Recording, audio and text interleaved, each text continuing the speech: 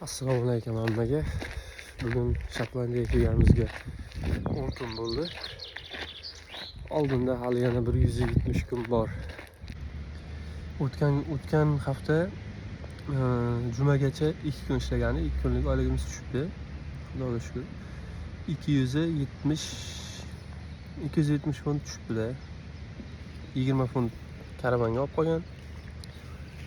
4,5 funt soliq olib qo'ygan. Bo'ldi. Xullas kalom 2 kun ishlaganimizga 270 funt tushibdi. Qolgan bolalarga, qulpni terayotgan bolalarga где-то 230 mi, 240 funtdan tushgan.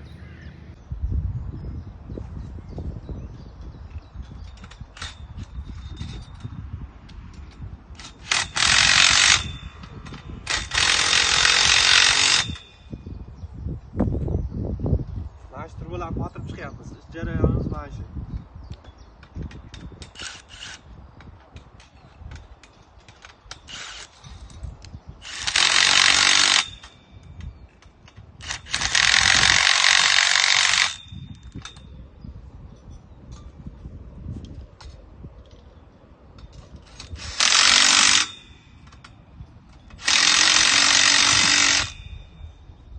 Ko'p ishlar qildik. Men pastdagi gilamga o'xshagan narsalarni vat qilib chiqdik, qoqib chiqdik.